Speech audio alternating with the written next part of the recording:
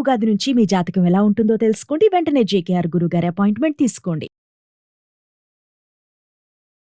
నమస్కారం సార్. నమస్తే. సార్, ఈ మధ్య కాలంలో మనం చూస్తూ ఉన్నాం, ఎక్కువగా విడాకులు తీసుకునే వాళ్ళే ఎక్కువగా ఉన్నారు అని మనం మాట్లాడుకున్నాం. దానికి కారణాలు ఏంటో కూడా మనం డిస్కస్ చేయడం జరిగింది. కానీ ఒక్కసారి ఎవరైతే విడాకులు తీసుకున్నారో వాళ్ళిద్దరిలో ఎవరు ఎక్కువగా మానసికంగా బాధపడుతూ ఉంటారు సార్? ఇదేమో ఇండివిజువల్గా ఒక్కొక్కళ్ళని బట్టి, బట్ జనరలైజ్గా చెప్తే అమ్మాయిలకి ఎక్కువ ట్రబుల్స్, ఎక్కువ ప్రాబ్లమ్స్. యాక్చువల్గా డైవర్స్ అనే స్ట్రగులే 1-2 రోజుల్లో అయిపోదు. చాలా రోజులకు 2-3 ఏళ్ళు అది కేసు నడిచి చాలా ఫైనాన్షియల్ కరెక్షన్స్ అయ్యి అన్నీ వస్తారు కదా.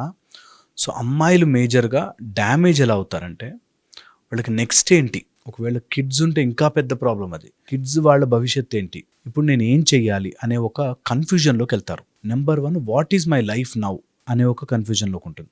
సెకండ్ వచ్చేసి, ఇలాంటి వాళ్ళు నన్ను ఇంకందరూ చీప్గా చూస్తారు, నాకంటూ ఒక లైఫ్ లేదు, నేను సింగిల్ అయిపోయాను, నేను ఇంకా ఏమి చేసుకోలేను అనే ఒక నిస్సహాయతకి వెళ్ళిపోతారు. థర్డ్, డిపెండెన్సీ అయిపోతారు. ఇప్పుడు ఎవరో ఒకళ్ళు ఉండాలి నన్ను చూసుకోవడానికి, మా అమ్మ నాన్న చూసుకోవాలి, లేకపోతే ఎక్కడన్నా బయట ఉంటే బయట నన్ను ఎవరన్నా ఫ్రెండ్స్ చూసుకోవాలి. ఈ టైప్లో దే ఆర్ మోర్ డిపెండెంట్ అయిపోతారు. ఫోర్త్, ఇక మ్యారేజ్ చేసుకోవడానికి కాంప్లెక్స్ అయిపోతారు.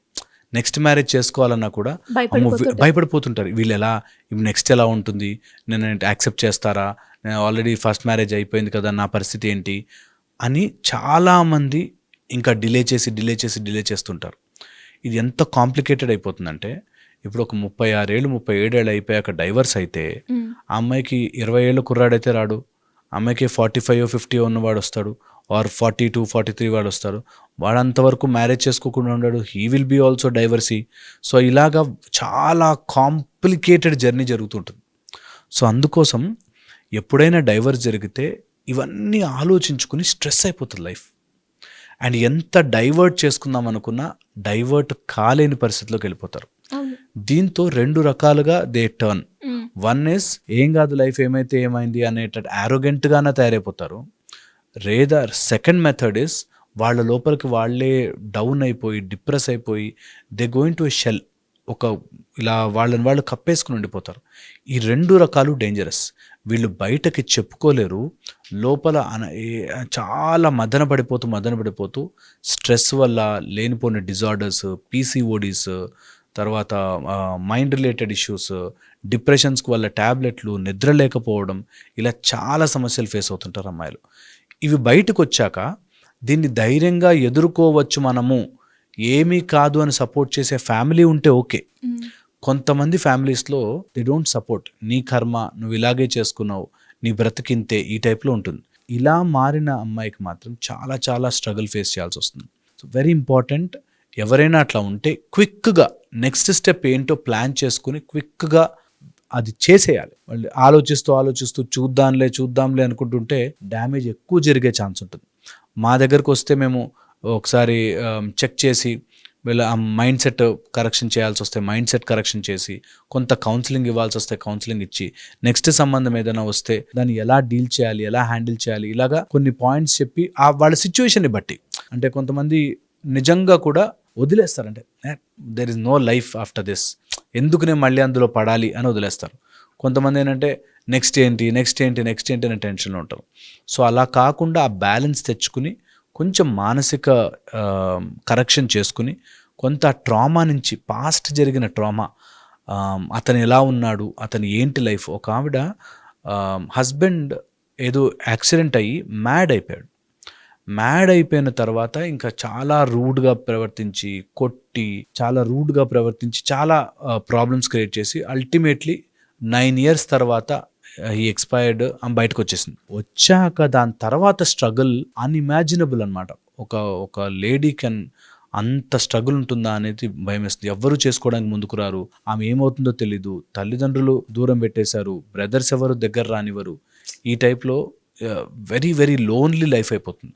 అలా ఎప్పుడూ వెళ్ళకూడదు, ఎప్పుడు లోన్ ఫీల్ అవ్వకూడదు, ఎప్పుడు you should live your life strongly. అది గుర్తుపెట్టుకోవాలి. వీక్నెస్ ఇస్ డెత్, స్ట్రెంగ్త్ అనేది స్ట్రాంగ్ మైండ్ సెట్లోంచి వస్తుంది అనేది గుర్తుపెట్టుకోవాలి. ఇటు అబ్బాయి సైడ్కి వస్తే, అబ్బాయిలు బయట పడరు కానీ నన్ను భార్య వదిలేసింది ఆర్ డైవర్స్ అయిపోయింది అనేది ఒక రియల్లీ వాళ్ళకు ఒక టైప్ ఆఫ్ కాంప్లెక్స్డ్ కండిషన్. ఎందుకంటే భార్య వదిలేసిందిరా అనేది ఒక టైప్ ఆఫ్ మైండ్లో పడిపోతుంది. చాలామంది బయటకు అన్నారు కానీ మైండ్లో ఇది బ్యాడ్ అనేది జరుగుతుంది. ఇక నెక్స్ట్ వెతికినప్పుడు కూడా ఎలా ఉంటుంది అమ్మాయి, ఎలా ఉంటుంది అనే దాంట్లో ఉంటారు. థర్డ్ వచ్చేసి వీళ్ళు తొందరగా వ్యసనం బారిన పడిపోయే ఛాన్స్ ఉంటుంది. When they become alone, alcohol, drugs, లేకపోతే స్మోకింగ్, ఇంకోళ్ళు ఎవరి దగ్గరకో వెళ్ళడము, ఇట్లాగా నెగిటివ్ సైడ్కి పోవడం చాలా ఎక్కువైపోతుంది ఫర్ ఏ మ్యాన్. అండ్ అలా ఎప్పుడైనా గనక అలా ఉంటే కొంతమంది డైవర్స్ ఎలా తీసుకుంటారంటే, ఆవిడ వేరే వాళ్ళ దగ్గరికి వెళ్ళిపోయింది, ఆమె సెకండ్ మ్యారేజ్ చేసుకుంది, నా లైఫ్ ఇలా అయిపోయింది ఏంటి అని చెప్పి వీళ్ళు డైవర్ట్ చేసుకోవడానికి తప్పుదారి వెళ్తారు. తప్పుదారి వెళ్ళినప్పుడు and conditions are very very bad, outside కూడా చాలా బ్యాడ్ కండిషన్స్లో ఉంటారు. ఇంకా వాళ్ళ లైఫ్లోకి ఫైనాన్షియల్ స్టెబిలిటీ పోతుంది. ఎప్పుడైనా అమ్మాయి దగ్గర వెళ్ళిపోతే కొంత డబ్బు రూపంలోనూ పోతుంది, కొంత పేరు రూపంలోనూ పోతుంది, పరువుగాను పోతుంది. కాబట్టి వీళ్ళు ఏంటంటే ఎమోషనల్గా చాలా డ్యామేజ్ అయిపోయి డబ్బులు మళ్ళీ రీగెయిన్ చేసుకోలేని కష్టాల్లోకి వెళ్ళిపోయి చాలా వ్యసనాల బారిన పడిపోయి, అండ్ దే ఆర్ ఆల్వేస్ ఒక గోల్ లేకుండా, ఒక గోల్ ఓరియంటెడ్ లేకుండా ఎటు పడితే అటు బ్రతుకుతుంటారు. స్ట్రక్చర్ ఆఫ్ ద ఫ్యామిలీ పోతుంది. సో అందుకని ఫ్యామిలీ స్ట్రక్చర్ రావడానికి వీళ్ళు చాలా చాలా కష్టపడతారు మళ్ళీ. అండ్ ఇలాంటి వాళ్ళకి వాళ్ళు ఏడవరు కూడా, బయటికి ఏడ్చే అంత కూడా ఉండదు. కాబట్టి లోపల కాంప్లెక్స్డ్గా తయారయ్యి వాళ్ళని వాళ్ళు కోపం తెచ్చుకుని, వాళ్ళని వాళ్ళు డ్యామేజ్ చేసుకుని, హర్ట్ చేసుకునే వాళ్ళు కూడా ఉంటారు. నాకు తెలిసిన ఒక అతను మా దగ్గరికి ఇలా కౌన్సిలింగ్కి వస్తే చూడ్డానికి మంచిగా ఉండి అంతా ఉండి, కానీ ఫస్ట్లో దాని నుంచి ఆ డైవర్స్ నుంచి బయటకు రావడానికి ట్రెక్కింగ్ అని, ఏదో నేచర్ వాటర్ ఫాల్స్కి వెళ్తాను ఇట్లా వెళ్ళినా తర్వాత స్లోగా he has gone in to depression. ఇది అంత ట్రెక్కింగ్ చేసి వచ్చి, అంత బయట తిరిగి వచ్చి, అంత బాగుంది అనుకున్నా కూడా నెక్స్ట్ వాళ్ళు ఇలా ఉండకూడదు అనే కాంప్లెక్స్తో ఎవరు వచ్చినా మ్యాచ్ని రిజెక్ట్ చేసి నాకొద్దు అనేటట్టుగా టోటల్ సపరేట్ అయిపోయాడు. సో అందుకని వెరీ హార్డ్గా మైండ్కి తీసుకుంటే, so you should not take things personally. బ్రెయిన్కి తీసుకుని నాకే కష్టం జరుగుతోంది, ఇంక యూనివర్స్లో ఎవ్వడికి జరగట్లేదు, అందరూ నన్నే చూస్తున్నారు, ఫ్యామిలీలో అందరూ ఇదే అడుగుతున్నారు, డైవర్స్ అయిందని ఇంకా అందరూ అడుగుతారు, అందరూ మాట్లాడుకుంటారు డైవర్స్ అయిందంట. సో ఇది కూడా ఒక social స్టిగ్మాగా మార్చుకోకూడదు.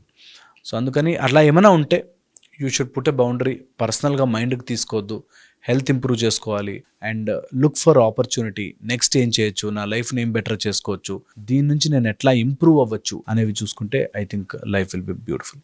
Thank you sir, thank you so much.